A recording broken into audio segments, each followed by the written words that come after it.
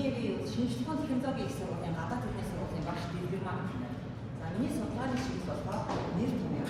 За манай шүдийн сүлдээ манай Монгол улсад одоо инженер техникийн бүтээн байгуулалтыг одоо босоод бүх инженер технологичдыг бэлтгэх сургууль.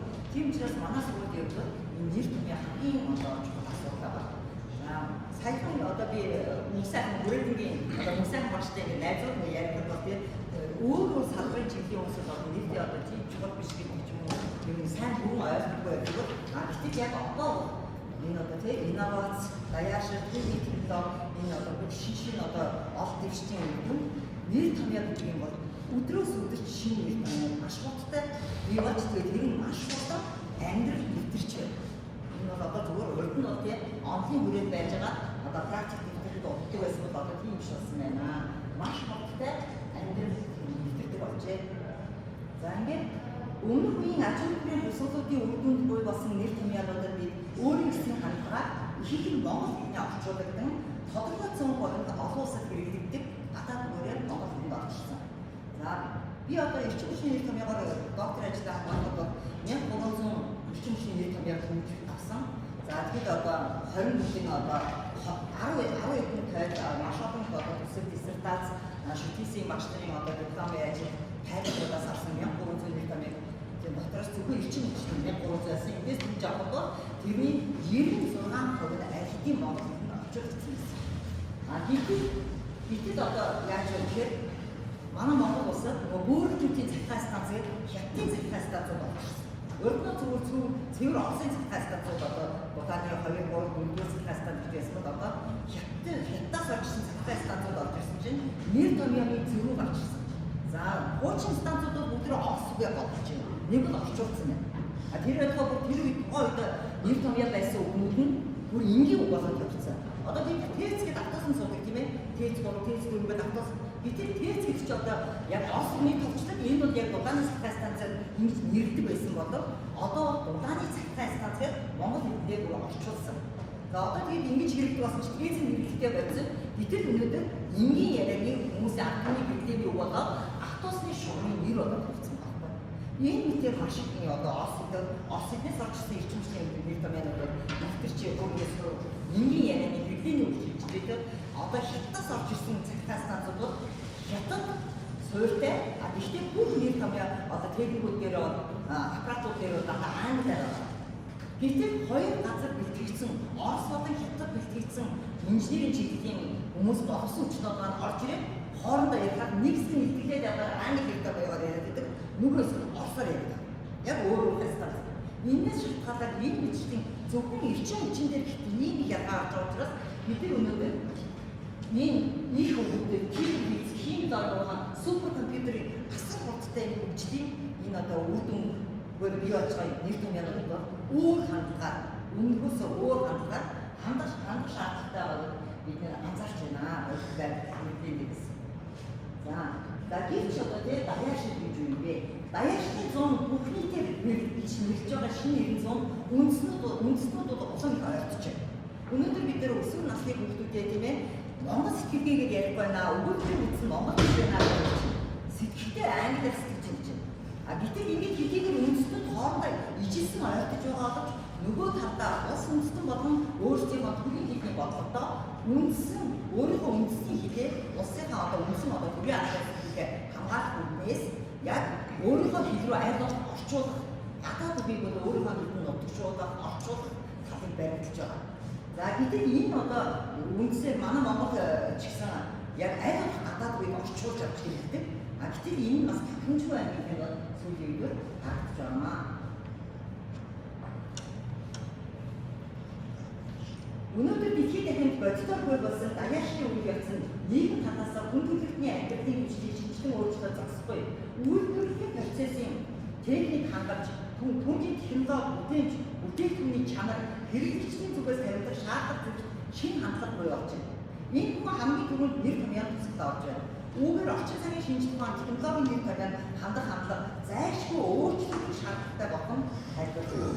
Үүнийг би даяаршил гэж хэлж байгаа. За өмнөдгөл буюу түн нэр томьёо буюу шинээр бүрэн тогтож байгаа ойлголт утгууны тодорхой зорилгоо оруулсан нэр томьёоны журмаар хэрэглэж буй бүрэн тогтворж байгаа хэлний нэмжийг эргэж байгаа.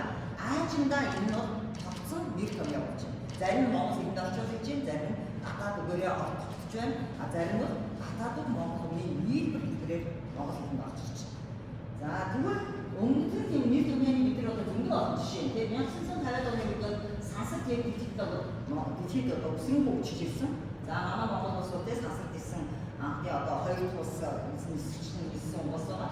За энэ үед бид одоо бид нар бол сансрын үеэр сансрын эсрэг, сансрын 1-2 дугаар гэж ярьдаг байсан.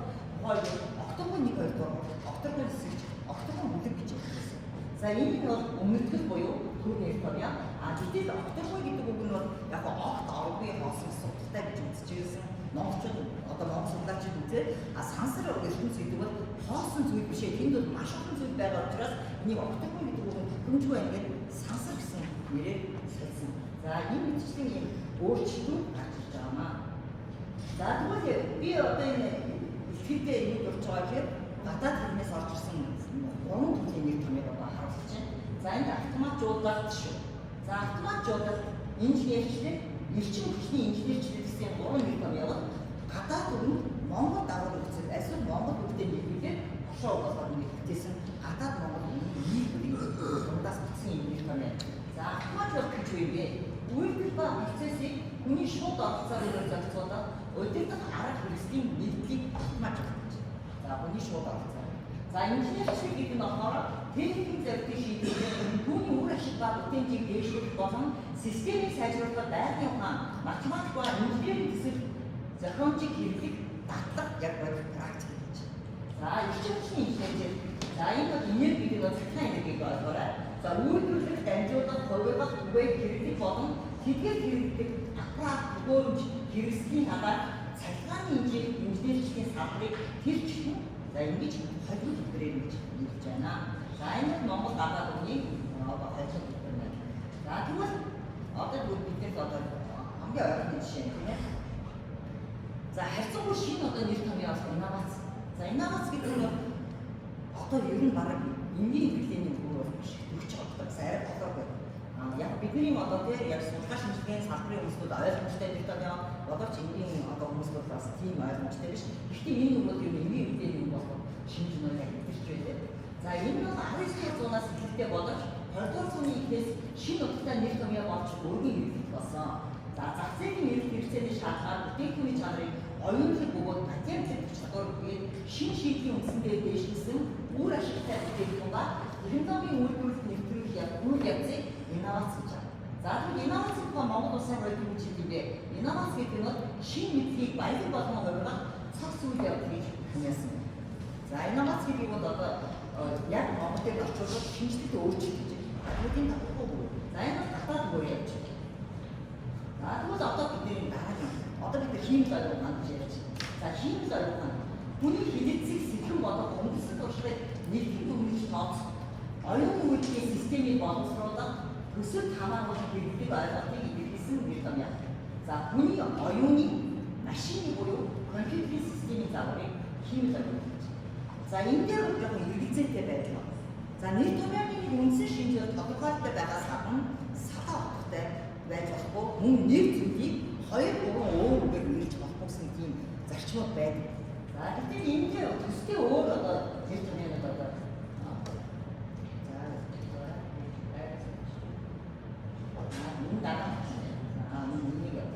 за тэгвэл химик ойлгохын холбоотой одоо бид нар робот гэсэн нэр томьёо бидний амьдралд зөндөө орж ийн бүгд одоо тийм ээ маш их хэтэрч байна.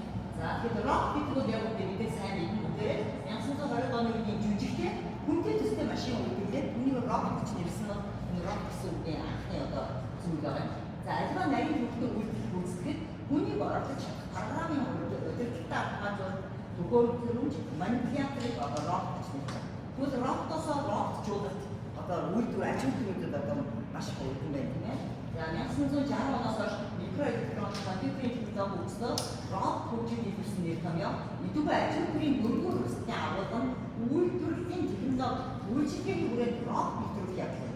Хүн буюу машинаар гүйцэтгэх ажиллагаанаас химик оюуны удирдлагатай робот ашиглан үзүүлэх ажиллагаа шийдэж явсан. За бид нар одоо тийм сая бүгдээр хятад ард улс роботоор одоо яаж наадан баяр цагаан сарын баяр дээр үжиглжлээ үндэсний уушуудаас туршлага хийж байгаа гадаа. За тэгвэл одоо саяхан бас зүгээр одоо нийтийн одоо бидэрт одоо харснаар бүгдээр содоос орсон нэг кино шүү дээ. Тэн дээр бүхэл бүхнийг юм модны үйлдвэрт маш олон хүн ажиллаж байж байгаа. Бүгдийн цогцоход ганцхан хүн идэж байгаа. Тэр хүн ерөөсөө өглөө орж ирээд хацаа тавиад ганц конод дараад тэр 100 хэдэн хүн ажиллаж байсан үйлдвэрийн бүх ажлыг робот хийсэн. Орой дуусах нь нөгөө жахалаадаа тавиад конодоо юуган аппарата роботор машин ондроод хадаад тавиад хэлээ ондроод өгсөн гэж байна. Энэ нь ерөөсөө кино биш. Энэ бол яг маш ойрхон байна. Өнөөдөр манай шилжүүлэн технологийн сургуулийн оюутнууд хоёр гэсэн өдрөөр үүднээр Солонгос ардаас, үүднээр Хятад, Япон, тэр одоо манай зарим залуучууд одоо Америк, Австрали, Герман гэдэрт одоо ажиллаж байна. Тэд нар ерөөсөө энэ роботчууд, кибер компьютер гэдэрт бүр маш их ойрхон хэмжээний судалгаа хийж ирж байгаа. За тэгэхээр өнөөдөр энэ бүгдийг бодоход зарим нь болохоор ингээд гадаад үгээрээ зарим нь Монгол хэлэнд орчуулсан, зарим нь Монгол гадаад үгийн нийгмийн хэлтэй. За гэхдээ гадаад үг нь Монгол хэлд орж ирж тогтворч байгаа үгүүдийг хадгалаад Монгол хэлний арайны дуудлага их шиг дундаа одоо тийм ишгээр амжин хийвч саадгүй дэгж байгаа тохиол өмнөд нь тэр чигт одоо яг машин, гараж шиг роботын дөрөв инновац гэдэг ингээд Монгол хэлний энэ гадаад үгээр өгч байгаа. За тэгвэл одоо хиймэл оюун гэдэг нэмэлт холбоотой юм. 3 янзын гараад. Нэгдүгээр хиймэл оюун ухаан. Хиймэл дагуулж гэж сансар суурьтай. Их зоологт бол одоо энэ одоо тийм альт суурь гэж бас зохиомод хийлтүүлэх гэж аахгүй. Тогтооч. Зохиомод хийлтүүлэх. Энэ бас бүр хиймэл зохиомод гэсэн үг нь ямар ч юм бэ? За хиймэл гэдэг нь хийсэн байх юм бас хүний гараар дуурайд гэсэн юм чинь. За зохиомод гэдэг нь болохоор юмыг үүсгэн хийх зохиомод гэдэг. За ಇದು оюун ухаан гэдэг болж байна. За тэгвэл энэ оюун ухаан гэсэн хоёр байна. Оюун ухаан бас л ойлцоо. За би өнөөдөр энэ хийх хэмжээний одоо гаргагаар хийж чадахгүй ийм асуудал энд та бүгд анхаарал хандаад энд бол одоо жинхэнэ одоо хийж шинжлэлийн одоо мундаг эрхлэлд болох та нарын одоо манай шүтгийсийн багшлах туслаач гэсэн асуудал дэвшүүлсэн юм хэлж байж байгаа. За тэгвэл одоо хиймэл ухаан одоо хиймэл дагуу зохион хийлгэх гэж. Гэтэл эрчим хүчний салбарт юм байна. Ухаалаг сүлжээ гэж. Тэр ухаалаг сүлжээ бас яг хийм зориг яг юм дээ. Эрчим хүчний салбарт энэ нэр томьёо ухтаа зохион оюуны өгдөлтөд зохион сүлжээ. Бас хамаагаар даахгүй. Яг өөрөө үйлдэл тэр одоо бүрийн 100-ын тохиолдол юм. Тэр энэ ухаалаг хиймэл дагуу зохион хийлгэх ухаалаг сүлжээ гэдэг юм. Уран юм ойрцогтой. За мэдээж энэ өөрөө салбартууд энэгээр бас юм зохицсон одоо ингээд одоо хэмжсэн учраас ийм нэг хэлбэл бидэнд саад. Гэтэл энэ зөвхөн өмнө сарж байгаа хялбар жишээ. Гэтэл ийм асуудал бол улам их гарч байна. Өнгөрсөн өвд биологи ухаан одоо ям тийм ээ биологийн нэр томьёоны хүний усны нэр томьёо стандарт дээр ажиллаад шүтгийсийн багш нар ажиллаад тэр намайг болох нэр томьёо судалгаа хийх гэдэг намайг мэдүүлсэн шинжилгээ татаас авсан. Гэтэл маш олон юм иргэзээтэй ойрцоогтой нэр томьёонууд байсан. Тэгээ би зүгээр хараад за энэ тал дээр би одоо арай судалгаа шийдвэртэй хийж чадахгүй энэ бас тодорхой хэмжээний нэр томьёоны одоо салбар хүрээлэн нэртгэлтэй бас хэцүү хэмжээнд байна. Шууд би ганцаар ингэж хийх гэж бас болохгүй гэж хэлээд баталсан. За тэднүүд яг энэ саналаа одоо манай хэлтэмтэд дамжиж өгч гэж энэ хот дээр ирэх нь бас хэлсэн шүү. За тэгвэл одоо миний сайн болчихоо. За судалгааны явцад нэр томьёо судлалын тулгымцаа судлалын нэг өмнөдгөл буюу түр нэр томьёо хэрэгтэй гэж асууж байна. Тиймээс ойлголтын оног практикийн ач холбогдолыг тогтоолоо. Технологийн бусдад хөгжлийн гадны авчирчгүй гадаад нэр томьёог энэ байр эцсийн нийгэмд оруулах татвараар өмнөдгөл нэр томьёоны хэлбэрээр хэрэглэж хилшинжлийн ажиглах нийгмийн хэрэглээний туршлагаар баяжуулсан үндсэндээ эцсийн хэлбэрээр тогтоох нь боловсруулах акц. За өнөөдөр за уучлаарай нэг зөвхөн үрээд нэг оног ярьж байна. Манай хэцүүлгийн үрээд тийм ээ одоо нэр томьёоны одоо хэлбэр. За тийм юм бол хөрөөгийн ангаахын үдэж маш олон нэр томьёоны стандартууд дээр ажиллаж байгаа гэж. Гэтэл хэл гэдэг юм чи өөрөө тийм хүчээр байж болно. Өнөөдөр энэ үгийг ингэнэ гэдэг одоо скотчийг наалтууц гэж хэлээд тогтоо наалтууц гэдгээр бид нар одоо яагаад ч болж болохгүй одоо тогтож хөвшөөгтэй адилхан энэ нэр томьёо шууд тийм гэж оноож болохгүй. Энэ бол заавал донгон ёсны шинжтэй. Одоо сард эрдэнэ агш шүү дээ тийм ээ. Мөнгөс одоо Америкт байгаа Конгресс нагасны Саруу гэрэл багшийн докторийн ажил нь аяндаа цэгцэг онол гэдэг ба. Тийм сэдвэр авсан. Өнөр юм шиг байна. Аяндаа цэгцэг онол. Хит гэдэг бол хүчээр зүгээр хуралдаад хийдэг юм биш. Энэ бол өөрөө аяндаа хэрэглээндээ цэгцэрдэг юм аа гэж. Яг аяндаа цэгцэг онол гэж хэлний онолын талаар бодох юм. За тэгээд үндийн эсвэл даяаршны үед яг Монгол хэлний нэр томьёоны системийг хөгжүүлэхэд үгийг шууд авч хэрэглэдэг. Эсвэл бүгдийг орчуулсан хоёр төрлийн даргаасаа зайлсхийе зохино. Нэр томьёоны дутдаг шуудар, орчуулгад семантик буюу утга зүй. Дервациологийн шинжилгээ гэдэг нь одоо бүтцийн тал. Шинжилгээний аргаар хангах нь Монгол хэлний хэлцээ үгийн саны дотоод нөөц болцоод ашиглалтын зэрэгцээ нийгмийн хэрэглээнд